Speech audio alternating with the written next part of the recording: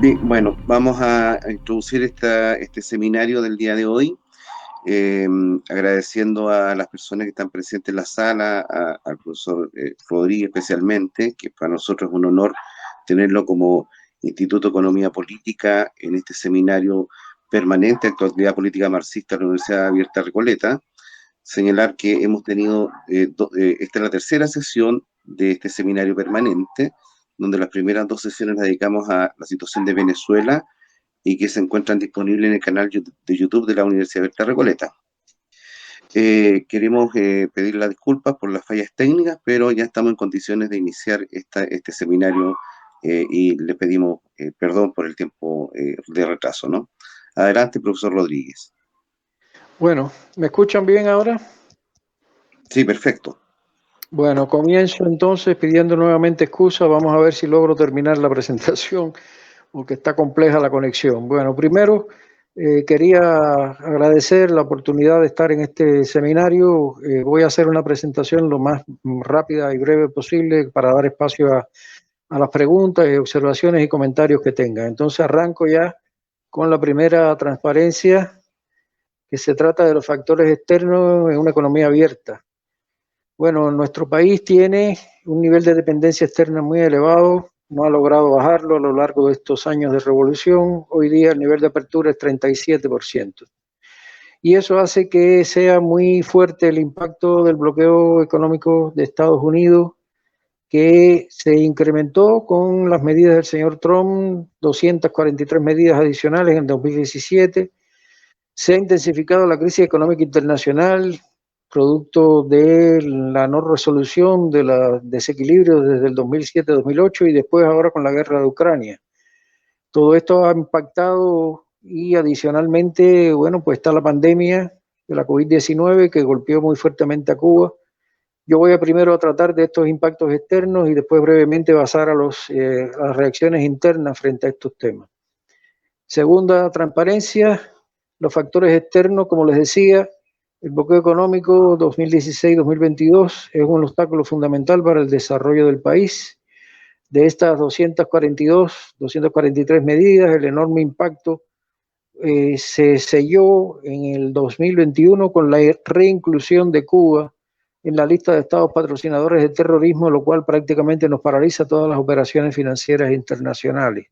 Se podrán ustedes imaginar las tremendas complicaciones que tenemos para tratar de eludir el bloqueo en esta vía, que es automático en las computadoras de todos los bancos prácticamente para todos los países que son patrocinadores del terrorismo, cosa que Cuba no es, pero es el pretexto que han introducido.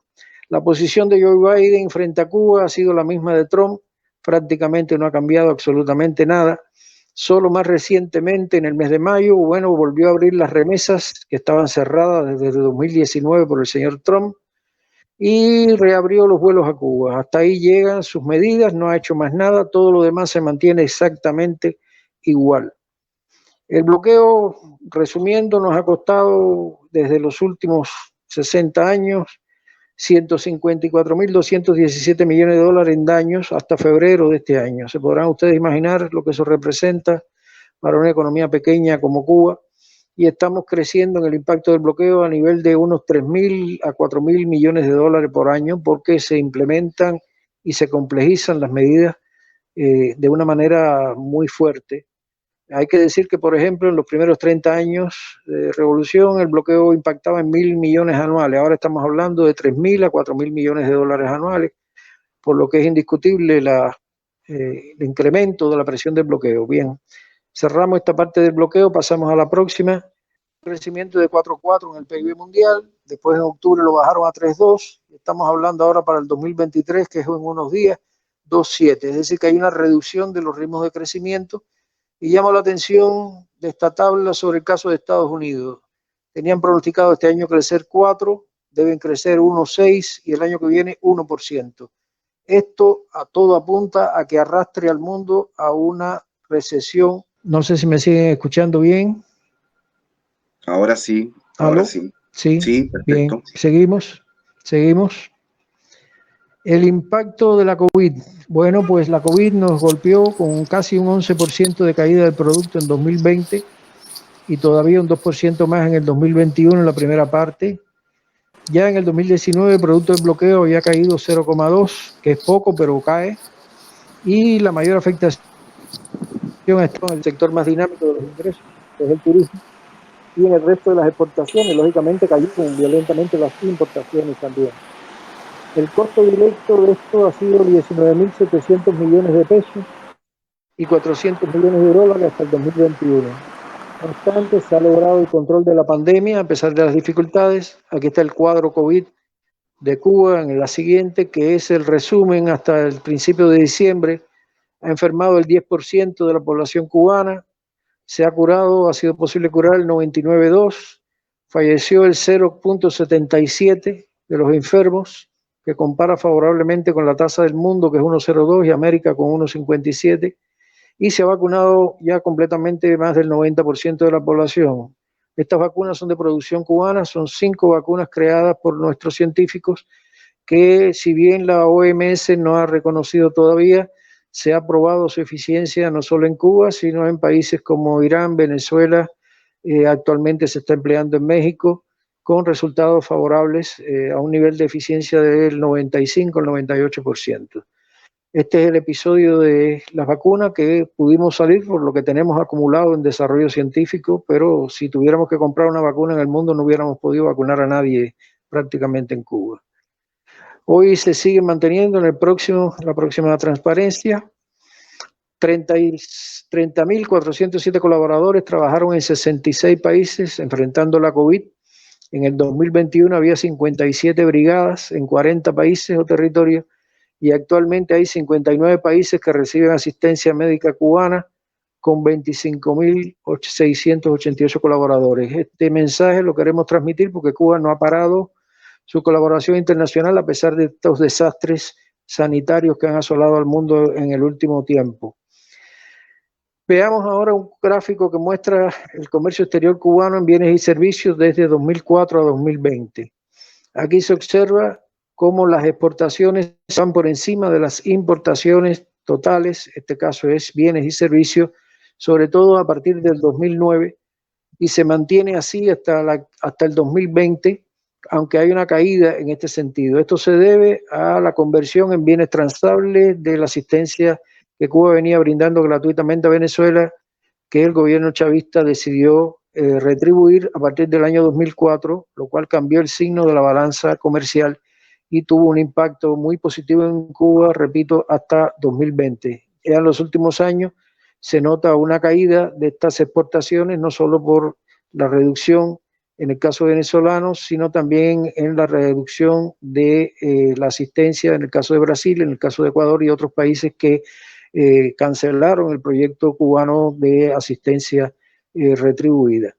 Por lo tanto, esto nos dio un aire, pudiéramos decir, en estos años, pero ya a partir del 2015 la situación vuelve a iniciarse complejizada. El impacto directo de la crisis 21-22 está en la siguiente.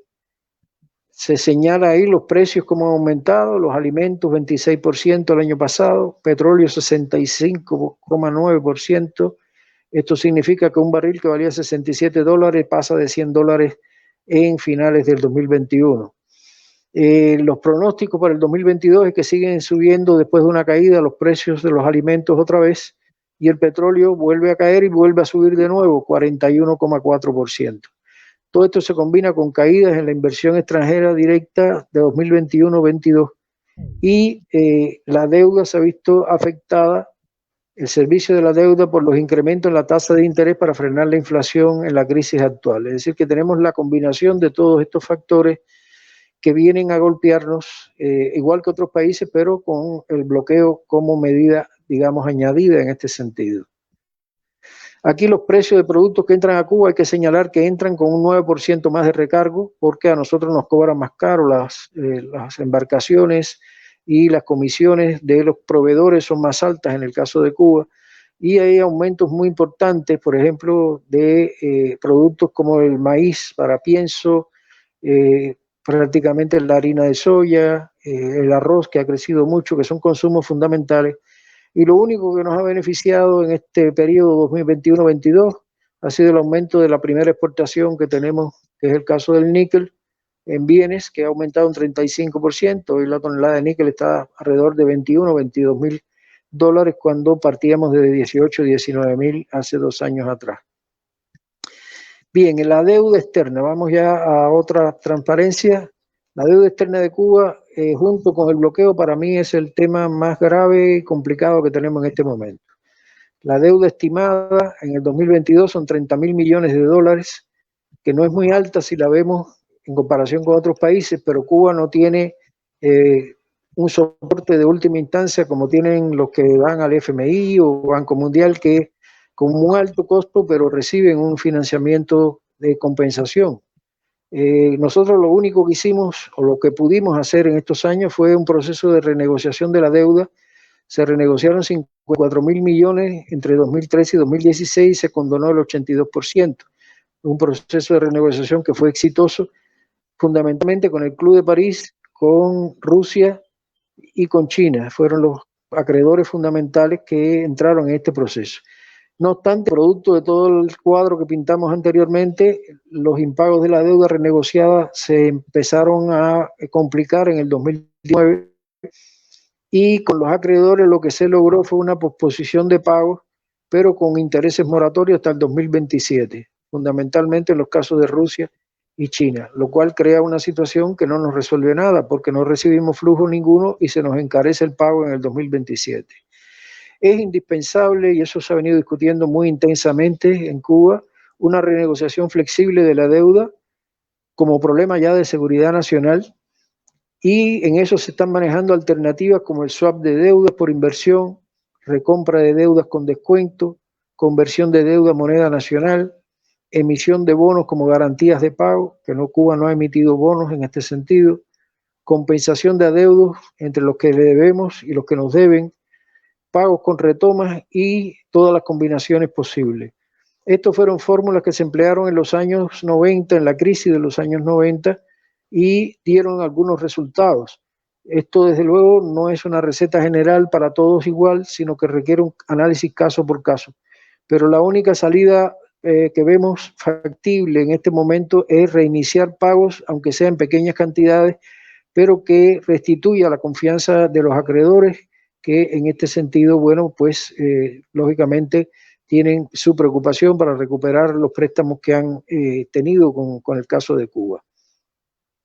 En el caso de la próxima, la tendencia de la deuda externa y la inversión extranjera lleva a que desde el año 95 hemos tenido una cifra que puede parecer muy alta, 10 mil millones invertidos en Cuba, pero esto ha llevado a un descenso en los últimos años porque se han concretado solo 323 negocios desde el 2015, en el 2022 se han aprobado solo 30 por 400 millones y los flujos efectivos promedio de inversión 2017-21 son de 808 millones de dólares anuales. Hay una diferencia con los 5 años precedentes y se espera mejorar en los próximos 5 años con unos 1.200 millones anuales. Las nuevas decisiones de la inversión extranjera han llevado a flexibilizar la presencia de capital, aunque permanecen todavía obstáculos en la gestión de la deuda, como es la contratación centralizada de fuerza de trabajo y las propias dificultades que ha enfrentado internamente la economía para poder proveer a los inversionistas extranjeros con los bienes que necesitan para su operación en Cuba. No obstante, creo que compartimos un criterio, muchos economistas acá, de que hay gente dispuesta a invertir en Cuba aún en estas condiciones, pero hay que reconocer los riesgos que asumen, porque la clasificación de riesgo de Cuba en este momento por la agencia Moody's es de CA, es decir, estamos prácticamente como un país de muy alto riesgo para las operaciones y esto se refleja en la inversión extranjera. Es posible que mejoremos un poco en el periodo inmediato, pero requerirá de ajustes a los obstáculos presentes en este instante. Aquí vemos en la próxima las tasas de crecimiento del 2004, no voy a cansarlos con esto, pero lo que se observa es una gran fluctuación en el momento en que factores externos han sido favorables. Aquí está 2005-2006, tasas de crecimiento muy altas, superiores al 10%, y eso es el impacto de Venezuela. Igualmente, posteriormente bajan las tasas en el primer quinquenio de este decenio anterior y vuelven a subir en el 2015 cuando se reanudan las relaciones diplomáticas con Estados Unidos. El crecimiento es 4,4 ese año y después vuelve a caer producto de las medidas adoptadas por Trump hasta la pandemia en el 2020. Es decir, sigue siendo muy severa el impacto de la coyuntura externa en la economía cubana para poder, enfrentar no solo el bloqueo, sino la propia coyuntura de crisis que tiene la economía internacional con los añadidos de COVID, guerra de Ucrania, etcétera. Aquí están algunos datos que tampoco los voy a cansar en la próxima transparencia, que tienen que ver con todos los indicadores que califican la economía cubana en este periodo. Están las tasas de crecimiento. Aquí llama la atención en el primer renglón que los crecimientos programados han pecado de optimismo, sobre todo en el 2021. Se previó un 6% y obtuvimos un 1,3%. Fue un año muy duro con la COVID y eso no se previó adecuadamente. Y este año 2022 acaba de dar hoy mismo la información en la Asamblea Nacional de que de un programa de crecimiento de 4 hemos obtenido 2%. Y aquí, aunque no está en la tabla, en el 2023 se ratifican bajas tasas de crecimiento, se planifica para este año 2023 3% de crecimiento. Con una caída de casi 11 en el 2020, lógicamente con tasas de crecimiento tan bajas vamos a tener un programa de estabilización que nos va a durar de 3 años por lo menos hasta 2025-26, con tasas muy bajas de crecimiento, pero tenemos que salir con ese programa de estabilización primero para poder plantearnos metas superiores. Aquí hay afectaciones fuertes en la agricultura, como se puede observar, caídas todos los años, excepto este año que hay un ligero crecimiento en la industria, menos caída, pero tampoco crecimiento muy alto en este año. La producción de azúcar ha caído violentamente de 1.300.000 toneladas, 370.000 en el 2019. Estamos hablando de un plan que tenía unas 911.000 toneladas y se obtuvieron 474.000. Hay un problema casi de colapso de la industria azucarera que requiere urgente una recapitalización tanto agrícola como industrial para retomar crecimientos superiores a 1 o 2 millones de toneladas. El níquel se ha estabilizado en torno a 50.000 toneladas. El turismo ha caído, como se señaló, producto de la COVID sobre todo. El año pasado fueron 574.000 turistas, este año llegamos a 1.700.000. Es mejor, pero está por debajo del plan que era 2.500.000. El año próximo se ha planteado una meta muy ambiciosa, en mi apreciación, de 3.500.000 turistas. El petróleo nacional está en el orden de los 3 millones de toneladas, estamos ahí en esa cifra desde hace ya algún tiempo, y eso tiene un peso importante, es más del 50% del combustible que se requiere para generar electricidad. El déficit fiscal se disparó en los años de la pandemia con un 17% y sobre todo en el 2021 con un 11% que se mantuvo producto de los fallos del ajuste monetario que se emprendió en ese año, que fue tratando de ir a una economía en una sola moneda. Estábamos trabajando con la dualidad monetaria desde el año 93, pero el ajuste salió mal y se disparó la inflación también por esta causa.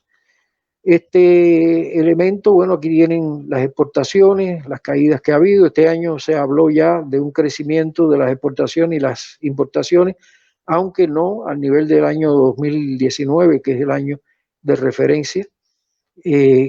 La balanza comercial se mantuvo positiva a pesar de todo hasta el 2020, pero ya entramos en balanza comercial negativa 2021 y este año va a ser negativa también. El próximo año es que será retomado el camino a una balanza de cuenta corriente y comercial positiva. Son años muy tensos en este sentido.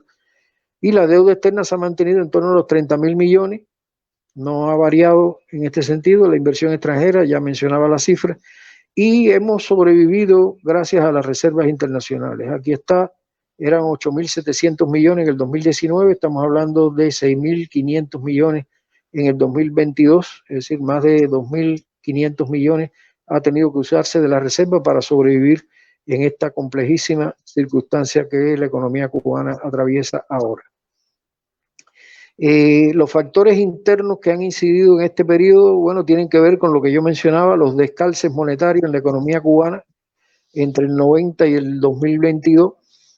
Tienen un punto de partida en el año 93, cuando se creó la dualidad monetaria, es decir, funcionar una parte de la economía en divisa y otra en moneda nacional para ganar tiempo y evitar una devaluación que hubiera sido imposible de sostener en los años 90.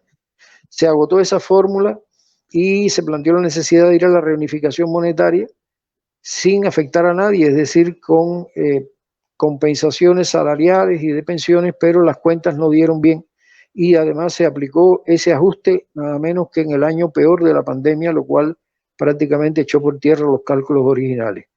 Eso nos ha complicado la existencia con un disparo mayor del que se estaba previendo para la inflación y hubo, por lo tanto, problemas de diseño e implementación de la tarea de ordenamiento, que es como se llamó a la reunificación monetaria y cambiaria. Hoy es necesario un programa antiinflacionario, no de los programas clásicos antiinflacionarios, pero sí un programa ajustado a nuestras características como parte del programa de estabilización macroeconómica. Aquí están las tasas de inflación, que solo para ilustración, el año pasado oficialmente fue el 77% de inflación, una cifra muy violenta, no vista desde los años 90 acá en Cuba, y en este año 2022 sigue todavía aumentando la inflación, tenemos acá un acumulado interanual de 37% y 29% de acumulado en este año, es decir, no se han frenado esa inflación y esto es un problema muy grave porque la implicación para la población es muy fuerte.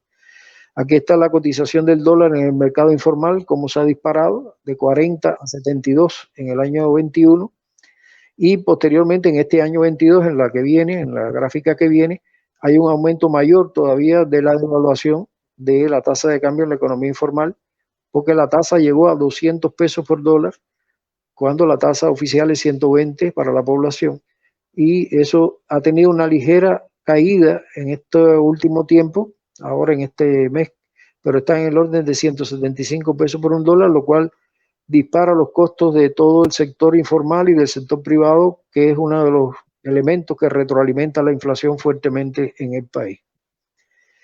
Este año, bueno, ya sabíamos que íbamos a tener un déficit financiero superior al año anterior, producto del incremento de precios sobre todo. La situación sanitaria internacional afecta al turismo, no se ve el fin todavía de la COVID-19, hay rebrotes importantes en países como China, por ejemplo. La recuperación de ingresos externos del turismo está por debajo de lo previsto, como ya vimos en los datos, y los ingresos por exportación de servicios médicos, si bien se mantienen un nivel apreciable, es decir, son mayores que los ingresos turísticos, están en el orden de los 1.200 millones al año, están muy por debajo de lo que se logró en el año, por ejemplo, 2012, donde tanto los ingresos por turismo como los servicios médicos exportados superaban los 12.000 millones de dólares. La diferencia es sustancial. Finalmente, hay una serie de impactos no previstos, es decir, no bien previstos, vamos a decir de esa manera, porque se hicieron planes demasiado optimistas y es necesaria la adopción de una serie de medidas de emergencia que yo califico en 4 puntos. Es necesario, son soluciones posibles, pero hay que priorizar el momento actual con un programa de estabilización macroeconómica que se está trabajando, que tiene como centro, en primero, la renegociación flexible de la deuda externa para restaurar el flujo financiero externo. Si nosotros no logramos eso, vamos a pasarla muy terrible porque ya hemos visto que si no se paga la deuda de alguna manera, no vamos a avanzar en este punto. Y el país depende mucho del financiamiento externo todavía. El desarrollo de un programa antiinflacionario, bueno, es evidente, el programa se concibe con un capítulo de mitigación para los vulnerables, que son personas que tienen ingresos muy bajos en este momento y no pueden hacer frente a la subida de precios. Ya se adoptaron medidas el año pasado y este año se tienen que volver a adoptar para el 2023 otra entrada de dinero para compensar a las personas, aunque eso influya en el saldo negativo del presupuesto, pero no hay otra alternativa de cara a la población.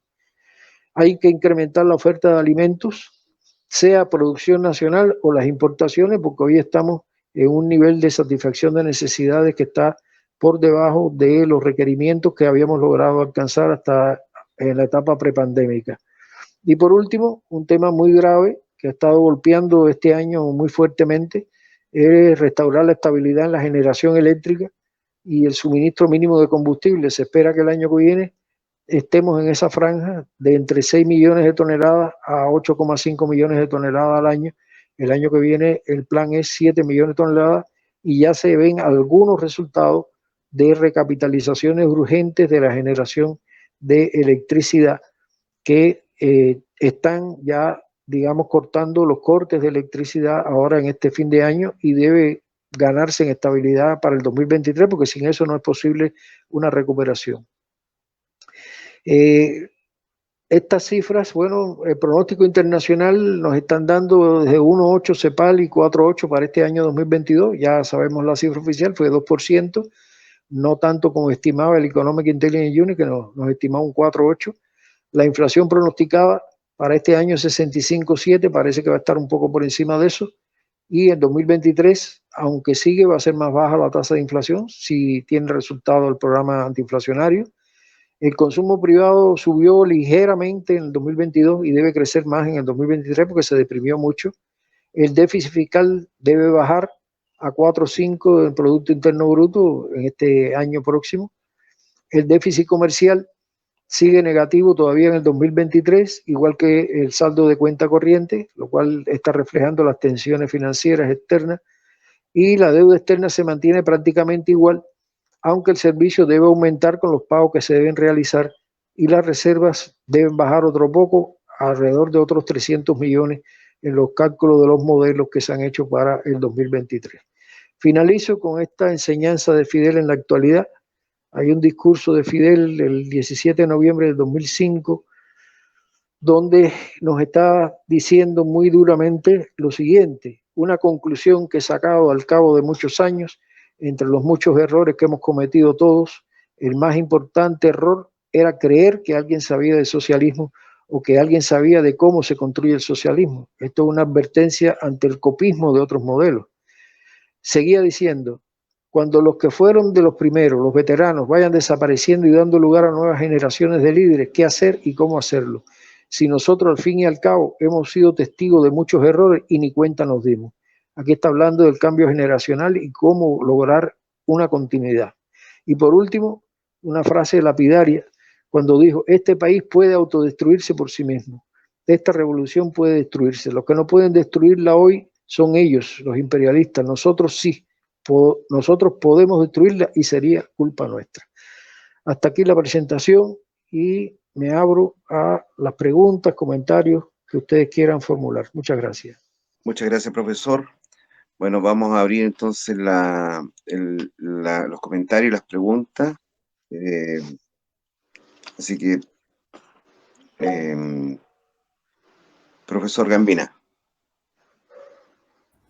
Bueno, muchísimas gracias, José Luis. Muy completa la presentación y muestra el difícil cuadro de la situación de Cuba, que, digámoslo, es tan difícil como la situación de muchos otros países de América Latina, pero claro, muchos otros países no tienen ese problema específico, especial, del embargo, bloqueo estadounidense y sobre todo viendo la complejidad de los problemas cubanos y la última placa, que es un tema que muchas veces hemos levantado, ese discurso de Fidel Castro, que es un tema muy importante y para este ciclo que está haciendo la Universidad Abierta de Recoleta, es muy importante el tema de la transición del capitalismo al socialismo. Y por lo tanto, en esto de inventar, de que nadie sabe cómo se construye el socialismo, y en todo caso creo que el punto clave tiene que ver con una producción alternativa. Yo quería preguntarte, en la última parte de tu intervención, hablaste de desafíos y dijiste uno muy especial, que para mí es importante, y hablaste de aumentar la oferta de alimentos. Y dijiste, sea por importación o por producción propia. Mi pregunta, que tiene un poco de opinión, es que hay necesidad de crecer con la producción propia, especialmente de alimentos, como uno de los puntos claves de Cuba. Entonces, preguntarte, en tu opinión, ¿qué se está haciendo en Cuba en los últimos tiempos? Cuando digo los últimos tiempos, si vos querés, en los últimos 30 años, desde la caída de la Unión Soviética para acá, para resolver una ampliación de la producción de alimentos desde Cuba. Todo eso en la perspectiva de la construcción del socialismo en Cuba. Hasta ahí la pregunta. Muchas gracias. ¿Les parece si juntamos comentarios y preguntas para que el profesor la responda? Sí, yo lo que quería consultarle al profesor, o sea, en primer lugar, darle muchas gracias por la presentación. Yo ya lo había visto alguna vez antes en CEPAL y nuevamente me queda claro que tremendo colega y con mucha claridad de la coyuntura de la isla. En la vez anterior habló mucho más de historia de la isla, así que... nada, lo que me genera curiosidad es que un poco del cuadro que el profesor nos comparte está muy caracterizado por la hegemonía del dólar y el bloqueo económico de los Estados Unidos. Sin embargo, en la coyuntura en la que estamos del capitalismo mundial ahora, en cierto sentido, esa hegemonía es la que está en crisis, ¿no? Y vemos el surgimiento de China como una alternativa que por primera vez hay una posibilidad de una hegemonía dentro de la competencia del capitalismo mundial que venga del sur global y además desde las experiencias de la planificación y no desde la anarquía capitalista. Entonces, en ese contexto, ese nuevo escenario, me pregunto qué posibilidades hay de resolución de la crisis en Cuba favorable hacia la revolución, con la emergencia de la hegemonía china como una alternativa a la hegemonía estadounidense. Y ahí me concentro en, quiero ver la opinión del profesor particularmente en dos cosas. Uno, en la posible integración de Cuba al nuevo sistema interbancario que está configurando China junto a Rusia y el bloque de los imperios del mal, entre comillas. Y segundo lugar, las posibilidades de la entrada de capital chino a Cuba para resolver problemas de infraestructura o también de producción agrícola y por lo tanto de seguridad alimentaria. Estaba muteado. Muchas gracias, Diego, por tu pregunta. Antonio, Elías, adelante, por favor. Bien, disculpen, pero cuando cambias de sistema, el micrófono es distinto. Bueno, yo primero agradecerle a José Luis la excelente exposición. Y segundo, a mí me preocupa un tema que está planteado por lo que dice Fidel, del tema de la transición entre generaciones. ¿Cómo se está produciendo? ¿Cómo se está produciendo una transición entre generaciones cuando el bloqueo y todas las agresiones que recibe Cuba generan perjuicios enormes, calidad de vida muy mala y evidentemente eso tiene que tener un impacto complejo en la formación ideológica de los cuadros de recambio? Entonces ahí me parece que hay un tema que es bastante complicado y que me gustaría saber con José Luis si en el sistema educativo, en qué sistema se puede avanzar hacia mantener una ideología con horizonte socialista. Que evidentemente nadie tiene la verdad del socialismo, pero bueno, hay determinados lineamientos generales que hemos compartido durante muchísimo tiempo. Entonces, ¿en qué queda eso? ¿En qué está? Y eso me preocupa. Y una preocupación mía, que es creo que alguna vez la he comentado más, esto de China, fenómeno chino. China le cobra una moratoria. Que le cobre Rusia es un país capitalista clarísimo. Putin, digo, más allá de algún desvarío, Putin es el capitalismo puro y duro, la oligarquía rusa. Pero China también es el capitalismo, y cuando dicen la moratoria, los chinos y los rusos nos demoran, pero nos cobran una moratoria que nos mata. Bueno, ¿China qué? ¿China cómo la ve, José Luis? Porque es difícil identificar.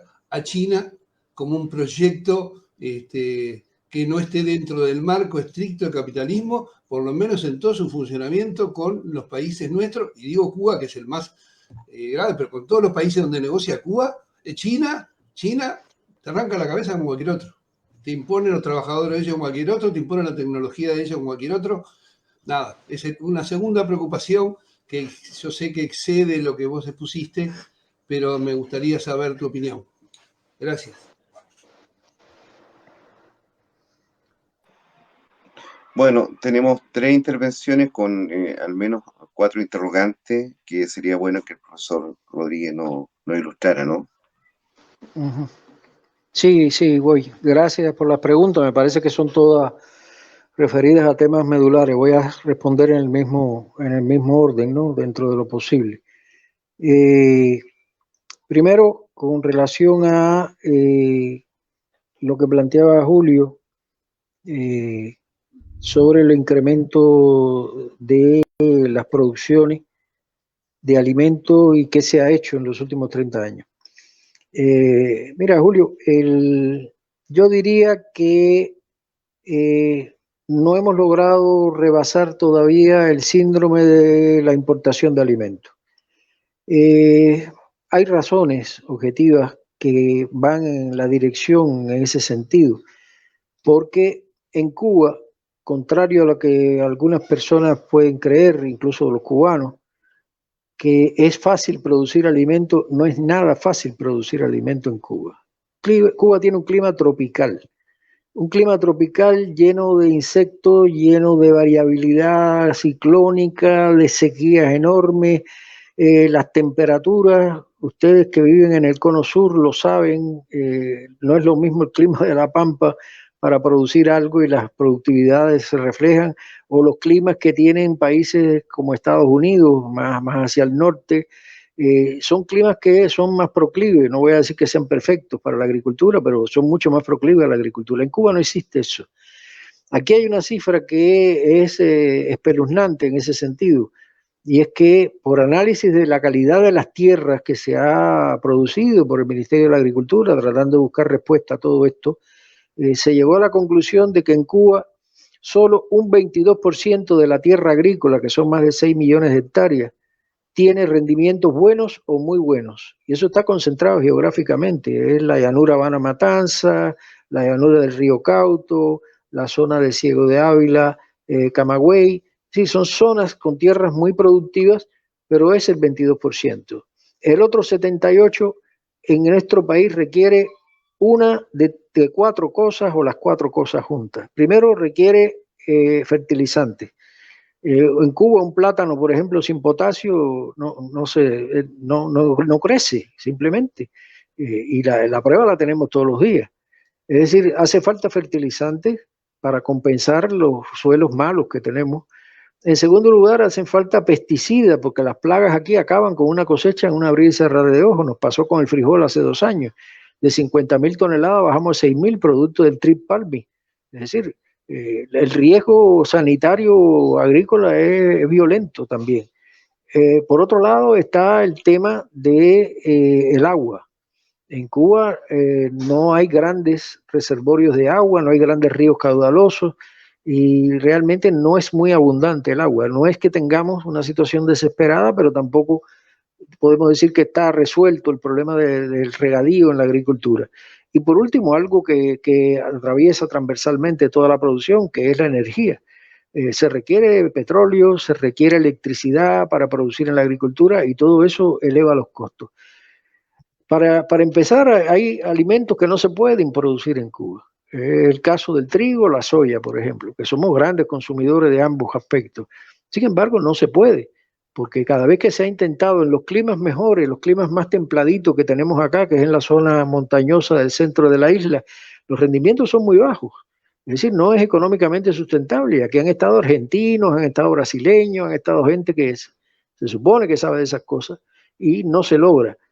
Claro, todo esto que estoy diciendo no justifica que nos sentemos aquí a comprar lo que nos pase por delante y no producimos nada. No, tampoco así. Por eso hablaba del síndrome de la importación, porque se requiere un esfuerzo muy grande para producir en la agricultura cubana, por no hablar del tema de la mano de obra o de la intensidad del clima, en términos, por ejemplo, de cuando usted tiene que cortar caña con 40 grados de temperatura y un 100% de humedad, eso es una tarea inhumana, no hay quien la pague, no se produce. Es decir, son muchos factores que yo los sintetizo diciendo que la agricultura en Cuba es un tema bien complicado, además de las propias características de gestión del sector, que está sometido a un montón de incertidumbre, de cuestiones de riesgo climático, etcétera, etcétera. Pero no creo que se haya puesto en definitiva tampoco todo el elemento concreto que se requiere para producir con un mínimo de eficiencia más alimentos en Cuba. No vamos a decir todo, pero sí más alimentos. Y eso se ve en la estructura de las inversiones. Inexplicablemente, siendo en el discurso un sector que está priorizado, producir alimentos, la seguridad alimentaria para Cuba, usted coge las inversiones agrícolas en los últimos 10 años y resulta ser que son el 5 o 6% del total invertido en el país. Entonces no puede haber prioridad para la agricultura con ese nivel de inversiones. Eso es una bronca que hace rato se está librando. Y este año aumentó un poco la inversión, pero nada del otro mundo, debe estar por el orden del 10% si acaso.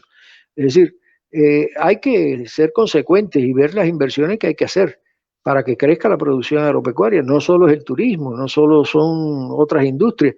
Si quieres producir alimentos tienes que invertir, y más con un suelo como el que tenemos por acá.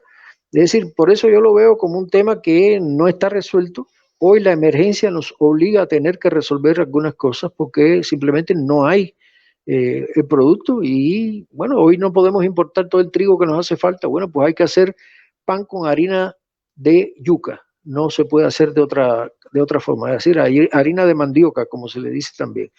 Es decir, esa es la situación que tenemos hoy con los alimentos. Se habla muchísimo del tema y también se sufre, desde luego.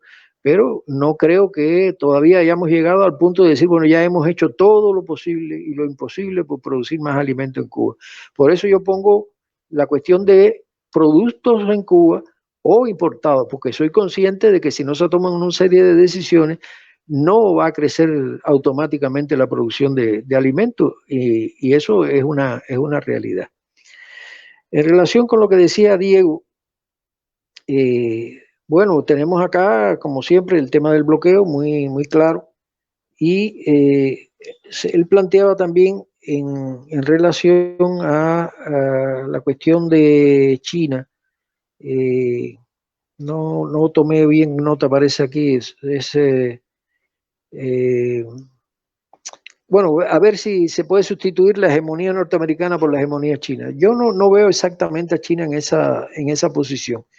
Es verdad que es muy discutible el modelo socialista chino, sin duda alguna, porque los chinos han partido de una definición que ya marca todo, y es que ellos son una economía de mercado socialista. Es decir, es un mercado en el cual el Estado interviene, pero es un mercado al final.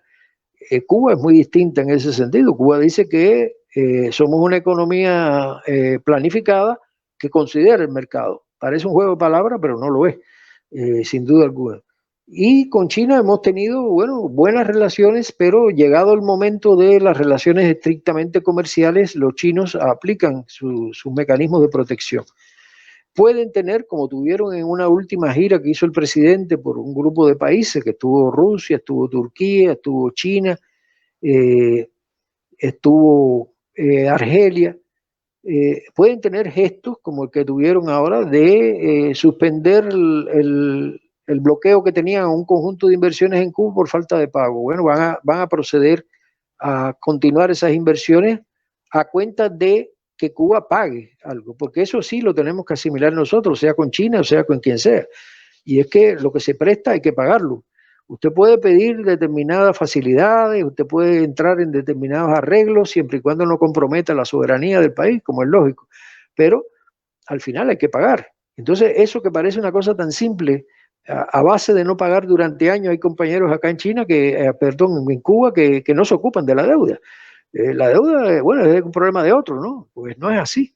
Y acabemos de asumir la responsabilidad que tenemos si queremos tener, digamos, la confianza de las finanzas internacionales, sean de China o sean de donde quiera que éstas vengan. Por lo tanto, yo veo esto en esta situación. Eso ha llevado, estas concepciones muy apegadas al mercado, han llevado, por ejemplo, a los chinos a tener, prácticamente no tienen inversiones en Cuba. Se da la paradoja de que nosotros tenemos más inversiones en China que chinos en Cuba. Una cosa que es casi increíble, pero nosotros tenemos plantas de productos biotecnológicos, tenemos hoteles y tenemos otras instalaciones en China, y los chinos no tienen nada de eso en Cuba. Es decir, ellos no han invertido en hoteles, no han invertido en otras cosas. Las inversiones que están en este momento como más importantes son 2 proyectos nada más, que son el puerto de Santiago de Cuba, es decir, una rehabilitación total del puerto de Santiago, que es muy importante, una producción arrocera piloto que ellos vienen desarrollando hace años, y algo en el turismo a través de campos de golf, que si bien crearon la empresa para financiar el campo de golf que ellos contrataron, no lo han logrado. Es decir, hay la competencia muy fuerte de campos de golf en República Dominicana, en México, que no dan para un negocio en Cuba y no han podido hacer esa inversión. Se está tratando de identificar inversiones de chinos en Cuba, pero los chinos plantean una cosa que es cierta. Cuba tiene un costo de mano de obra muy alto en la inversión extranjera. Ese es uno de los grandes obstáculos, porque Cuba cobra al inversionista extranjero por la contratación centralizada de su fuerza de trabajo. Y esa fuerza de trabajo hay que pagarla en dólares a los precios de la región. Entonces, un ingeniero que puede ganar en la región $2.000, ese es el precio que tiene que pagarle para contratar un ingeniero cubano a la empresa centralizadora del empleo. Y eso los chinos lo dicen, es muy caro, no puede ser, porque además tiene que después insumir gastos en moneda nacional. Es decir, se hace muy cara la fuerza de trabajo para la inversión extranjera. Yo pienso que eso hay que cambiarlo, hace rato que está planteado cambiarlo, pero bueno, no se ha logrado una comprensión buena de ese sistema. Y con relación a lo que planteaba Antonio, es un tema crucial para nosotros, es decir, el relevo generacional. Nosotros hemos tenido, digamos que crisis, sobre todo migratorias, a lo largo de estos años de revolución, pudiéramos decir, vinculada a temas económicos o a temas que colindan lo económico con programas que no brindan una perspectiva para las nuevas generaciones favorable para su desarrollo. Eso nos pasó en el 80, con la gran ola migratoria del Mariel de 1980. Eso nos pasó en el 94, en medio de la crisis del año 94 vino el maleconazo, es decir, la gente yéndose en balsas de Cuba. Y ahora nos está pasando otra vez. Nos está pasando, hay cifras que se están manejando por los americanos de que han entrado por la frontera sur. Se manejan varias cifras, bueno, entre 180.000 y 200.000 cubanos en el último año fiscal de ellos. Es posible que sea una u otra cifra, o un poco menor, un poco inferior, pero es verdad que hay un flujo migratorio entre gente joven que tiene que ver con la necesidad de afrontar todas estas dificultades, la conciencia de lo que se persigue, el superobjetivo que se persigue con el sistema social, que la gente lo quiere ver en alguna medida materializado en su vida cotidiana. No puede ser un proyecto inalcanzable para una generación. Y eso es un tema que, si bien se está consciente, se hacen esfuerzos en ese sentido, no creo que se haya resuelto completamente. Es verdad que todo lo que existe hoy en Cuba tiene un determinado sustento en fuerza de trabajo joven que lo está apoyando o lo está desarrollando, pero no podemos confiar en eso solamente. La gente tiene que sentirse identificada. Y a los jóvenes lo que hay que hablarle claro y poner las cosas como son y no, digamos, endulcorar situaciones difíciles, que a veces nos ponemos en eso y no nos da resultados. Porque la gente quiere tener un anclaje en la realidad que le permita, bueno, hacer un programa de vida, un proyecto de vida que sea consumible en su país y no en el extranjero. Es decir, es un tema bien complicado, no lo estoy minimizando para nada en este sentido. Y lo que decía Antonio con relación a los chinos, bueno, hay aspectos muy discutibles de su socialismo asiático en esta dirección. Es verdad que hay grandes logros, ellos sacaron, bueno, 400 millones salieron de la pobreza, tienen avances importantes en una serie de esferas, pero de ahí a que eso se puede identificar punto a punto con un proyecto socialista es muy discutible, porque el hecho mismo de que operen las fuerzas de mercado y le cobren a otros países, no sé, moratoria por las tasas de interés, bueno, no dice mucho de la solidaridad internacional ni cosa que se parezca, ¿no? Pero bueno, en ese mundo tenemos que vivir y bueno, Son gente, son el primer socio comercial de Cuba en este momento, esa es la realidad. Son el primer mercado de exportación de níquel cubano y estamos avanzando en el turismo también chino acá. Y hay que seguir con esa realidad, más que nos cueste coincidir o no coincidir con postulados que tienen de su modelo. Hay que como pudiéramos decir, adaptarse hasta donde sea posible para primero sobrevivir y después avanzar en toda esta situación. Esto es lo que tengo de las 3 preguntas. No sé si hay otras cuestiones más que plantear ahí, ¿no? Sí, muchas gracias por su respuesta contundente, profesor. Tenemos una pregunta de un colega, Stefano Cordano Guevara. Dice, muchas gracias por la oportunidad. Yo tengo una pregunta. ¿Hay países socialistas que el impacto del bloqueo de la política exterior imperialista les afecta menos? En tanto se ubica en Asia, China, Corea, Nepal, Vietnam, Laos. Cuba, dentro de los países formalmente socialistas, se ubican en el Caribe. Mi consulta es, ¿cómo el hecho geográfico incide negativamente a Cuba con respecto a otras economías centralizadas planificadas?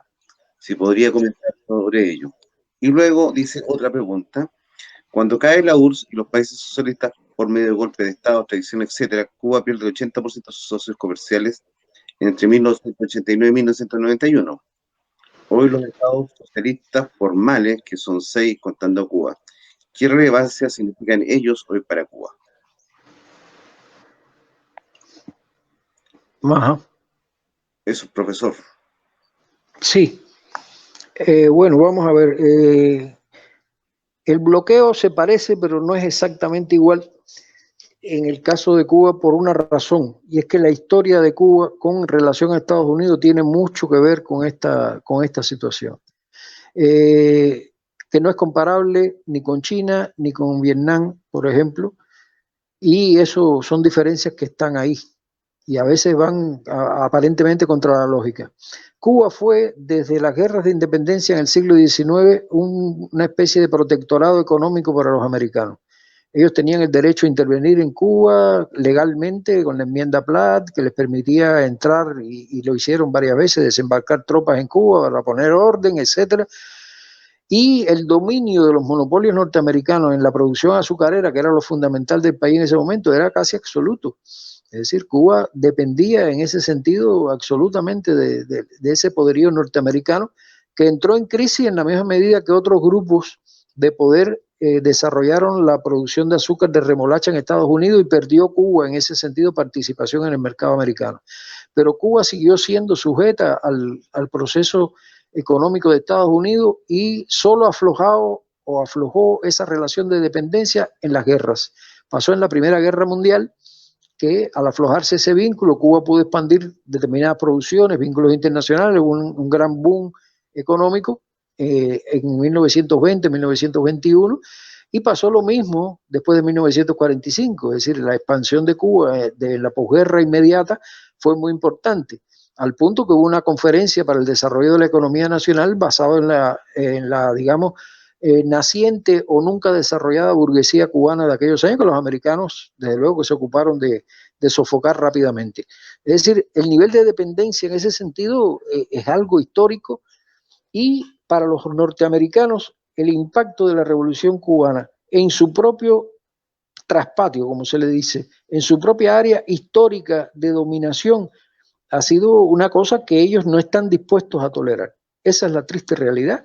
Triste para nosotros, quiero decir, porque a nuestro pueblo le ha costado sangre, sudor y lágrimas eso a lo largo de muchos años. Usted dice, bueno, en Vietnam ellos perdieron 58,000 vidas de soldados norteamericanos. ¿Cómo es posible que hagan maniobras militares conjuntas? ¿Cómo es posible que el capital se expanda en Vietnam? Bueno, es muy discutible en ese sentido esa política, ¿no? Digamos, pero no se parece en nada a Cuba. Los americanos han admitido, habiendo muerto 58,000 soldados, en Vietnam han admitido cosas a los vietnamitas que no nos admitirían a nosotros jamás. Por ejemplo, ¿cómo se libró Vietnam del bloqueo norteamericano? Porque ellos estaban bloqueados desde el año 76, cuando ganaron la guerra. Y ese bloqueo duró hasta el año 93. Pero los vietnamitas, y esto es muy asiático, renunciaron a las reparaciones de guerra, y eso le quitó el bloqueo. Ahora, imagínese usted que Cuba renuncia a las reclamaciones que tiene contra Estados Unidos históricamente.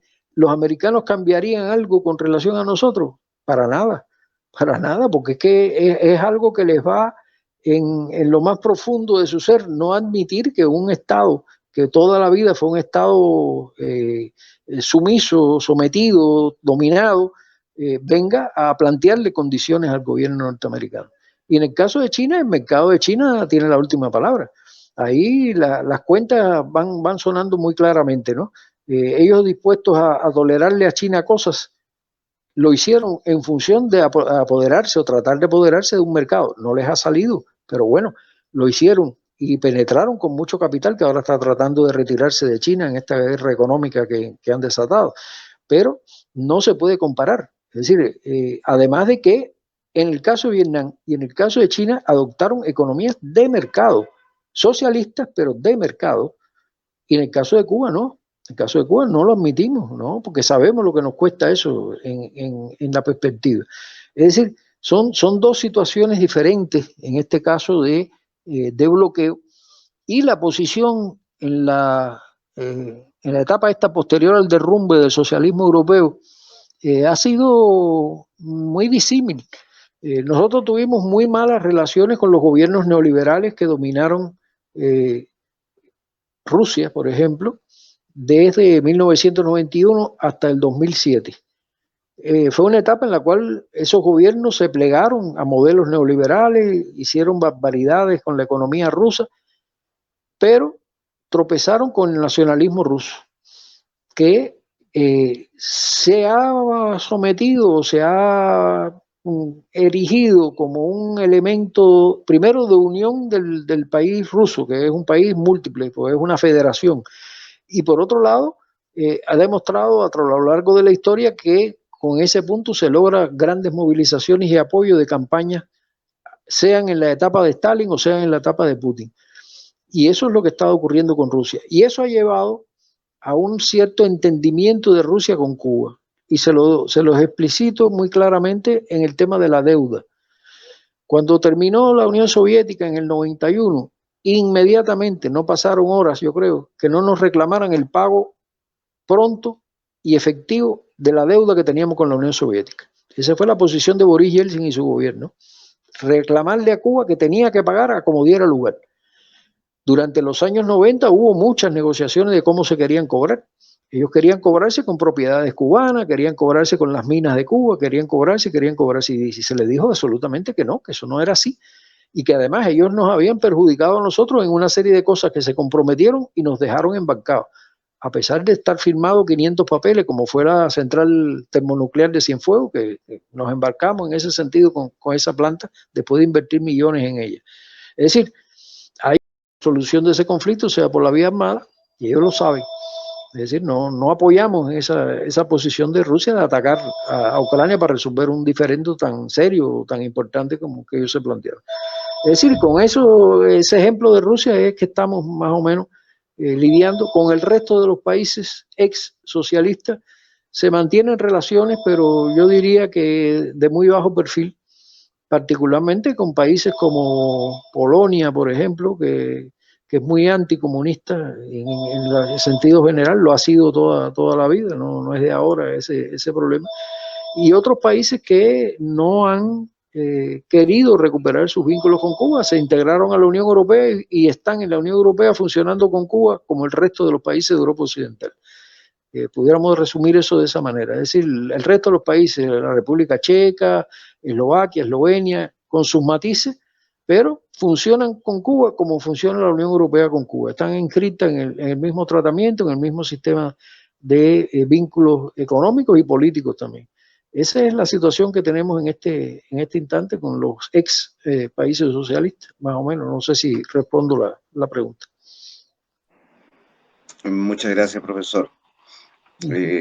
Con los colegas de la sala, ¿algún comentario o pregunta adicional a la que planteó el profesor?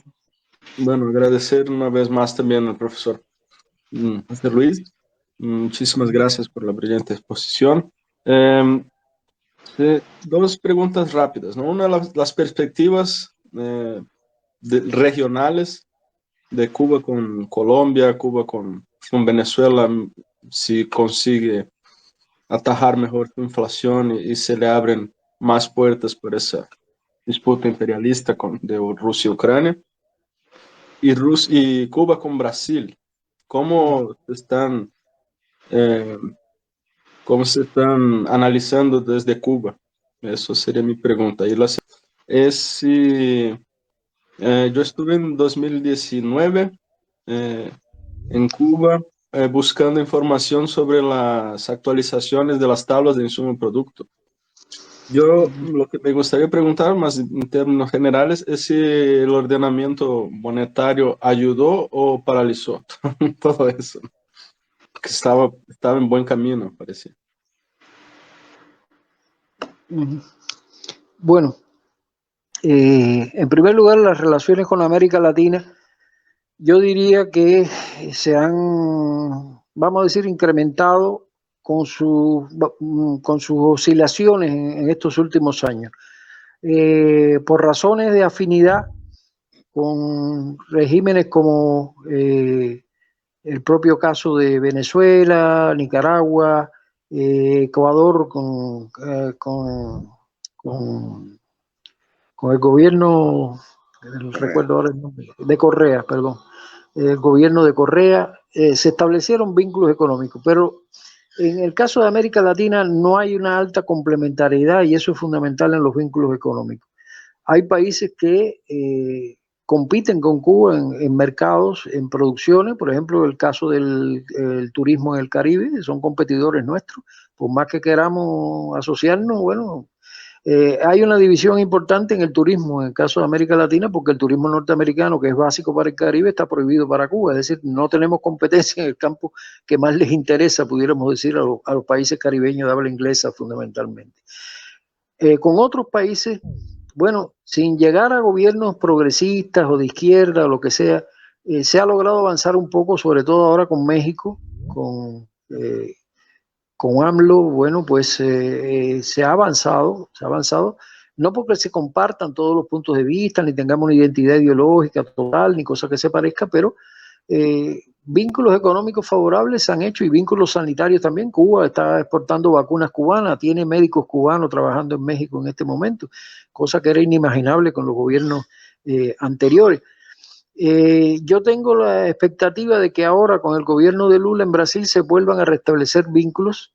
Puede ser que vuelva la colaboración en salud con Brasil. No sé cómo será la perspectiva inmediata, pero era un beneficio para Brasil sin duda alguna. Tenía la oposición del Colegio Médico brasileño, como es lógico.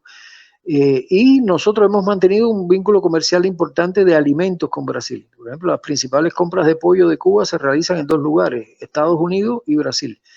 Son muy importantes para nosotros y han tenido también negocios en Cuba. Por ejemplo, hay una empresa mixta muy importante aquí en la producción de cigarros, que es Brascuba, que es una empresa mixta Brasil-Cuba. Hemos tenido otros proyectos de colaboración y de negocio que se han mantenido. Es decir, parece que con Brasil, hay que ver el tamaño y la importancia del país, va a haber algunas perspectivas importantes más allá de lo que hemos logrado en estos años, donde los vínculos comerciales se han mantenido, aunque sí los vínculos políticos no se cortaron prácticamente. Y con otros países también se han mantenido vínculos importantes, con Argentina, en la parte económica también. Ahí tenemos problemas de deuda también con estos países. Nosotros tenemos una vieja deuda con Argentina de más de 2.700 millones de dólares desde los años 80, desde el gobierno de Perón, que no se ha logrado pagar y eso siempre sale en las discusiones, ¿no? Bueno, ¿cuándo se va a liquidar este adeudo? Yo pienso que hay que tratarlo igual que el resto de los acreedores. Pero bueno, hay posibilidades en ese sentido de expandir las relaciones. Igual pasa ahora con el gobierno de Petro en Colombia, yo pienso que sí, que hay posibilidades de vínculos comerciales y financieros mejores con Colombia en este sentido.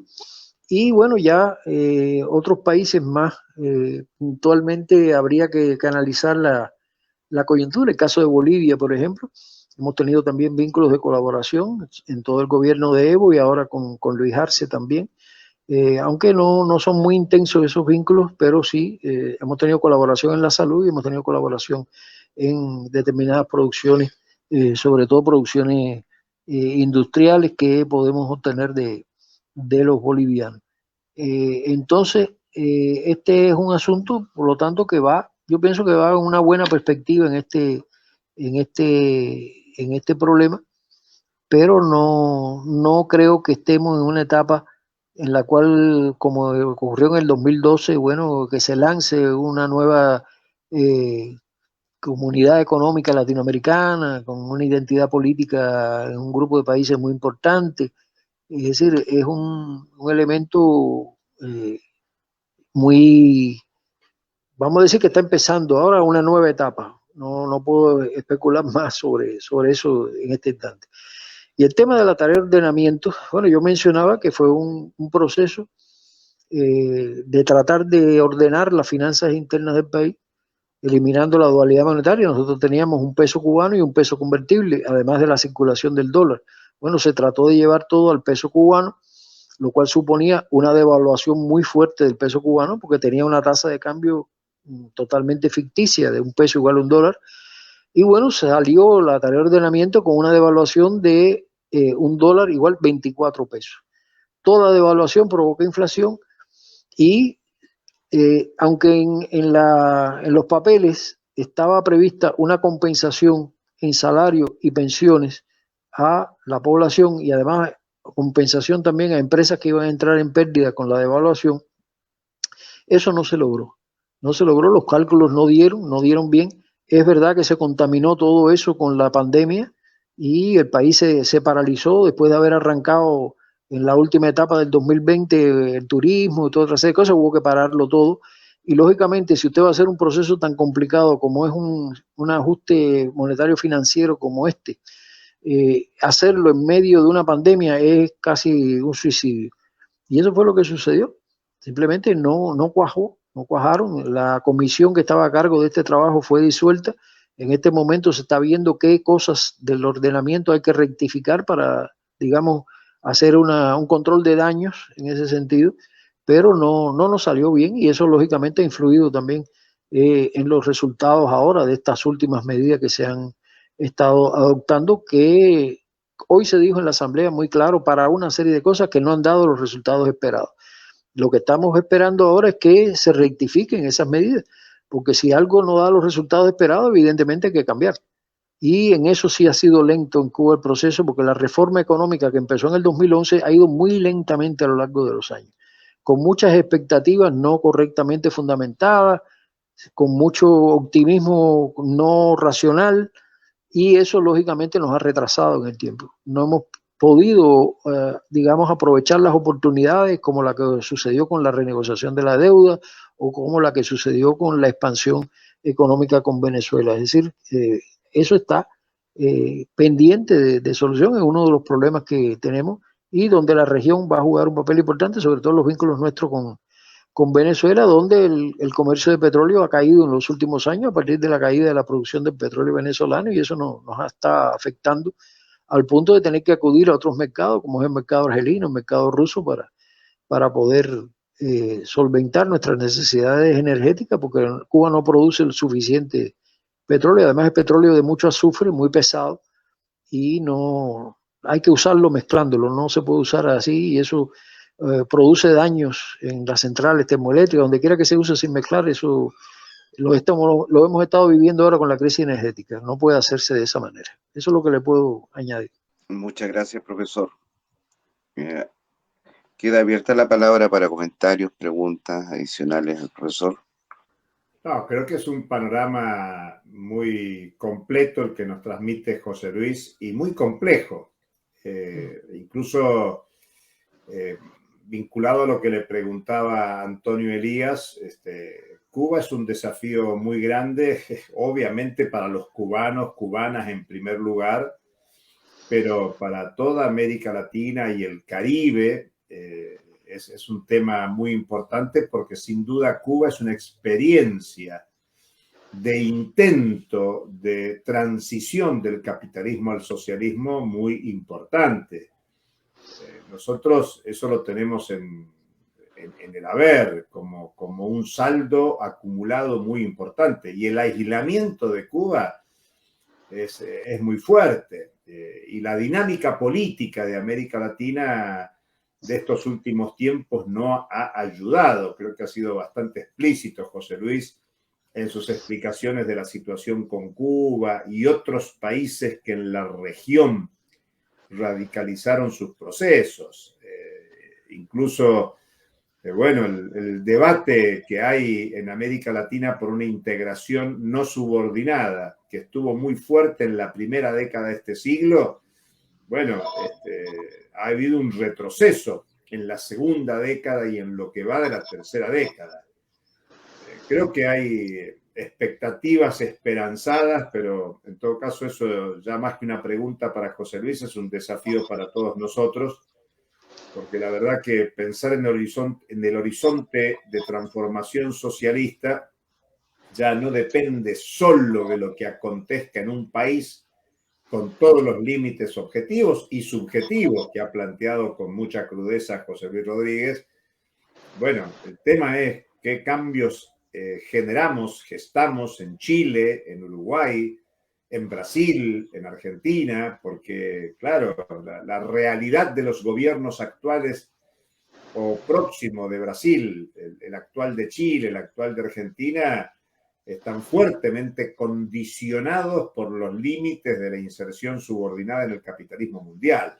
A mí me da la impresión que esta charla de José Luis hay que escucharla varias veces, reflexionarla. Es un enfoque muy duro, incluso reconociendo, no muchos países aceptan y reconocen los errores, y mucho menos rectificar errores. Y evidentemente este es un tiempo de ensayo. Yo vuelvo a la última placa de José Luis, Los dichos de Fidel en la Universidad de La Habana en el 2005. Y bueno, todas esas expectativas que tenemos en la Revolución Cubana pueden venirse abajo con el deterioro de la propia experiencia. Por eso creo que son palabras muy realistas, muy interesantes y que nos llaman a la reflexión para seguir discutiendo en esto que este ciclo se ha propuesto, que es discutir la transición del capitalismo al socialismo y ser muy realistas en este tema, muy profundos, estudiar la experiencia concreta y ser muy crítico, muy autocrítico y bueno, y generarnos condiciones para seguir estudiando desde la crítica de la economía política la potencialidad de la transformación revolucionaria de una sociedad. Así que de mi parte, y desde lo que nos toca como CEPLA, agradecer muchísimo la presentación que ha hecho José Luis Rodríguez en Pecha. Antonio, adelante. Bueno, dos cosas en la línea de la CEPLA, ¿no? O sea, en primer lugar, como CEPLA somos plenamente solidarios de la Revolución Cubana. En todo momento de la fundación en 2005 hemos tratado de trabajar y colaborar. Y en segundo lugar, marcar la importancia y el reconocimiento nuestro como CEPLA a José Luis, que lo hemos invitado a ser presidente de la CEPLA. Y creemos que aceptó y bueno, va a haber una elección y seguramente será el presidente de la CEPLA, lo cual es un honor inmenso para nosotros. Quería señalar eso porque es muy importante. Gracias.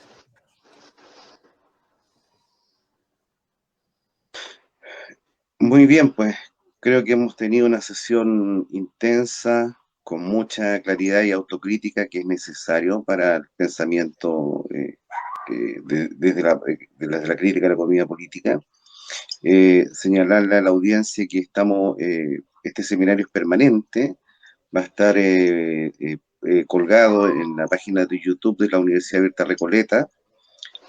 Para adelante vamos a estar invitando nuevamente a una próxima sesión donde vamos a revisar otra experiencia en esta misma línea y a darle más profundo agradecimiento al profesor Rodríguez, a Antonio Elías, miembro de CEPLA, y al equipo que ha trabajado en esto, incluyendo al colega Polanco y quienes han estado participando de esta sesión, a Rodrigo también, Ricardo, y bueno, despedirlos con la invitación a seguir reflexionando respecto a estos temas, ¿ok? Bueno, yo quisiera decir algo antes de terminar para agradecer a todos ustedes el interés en mi país, ¿no? Y decirles que apreciamos mucho la solidaridad que diariamente transmiten en todos sus medios y en todas sus actividades con relación a Cuba, que para nosotros tiene un valor inestimable realmente. Muchas gracias a todos. Muchas gracias, profesor, y nos convocamos para una próxima sesión dentro de los próximos meses, ¿no? Próximas semanas. Que estén muy bien, que tengan buena tarde. Buenas tardes. Gracias, José Luis. Gracias, José Luis. Que tengan buena tarde. Buenas tardes a todos.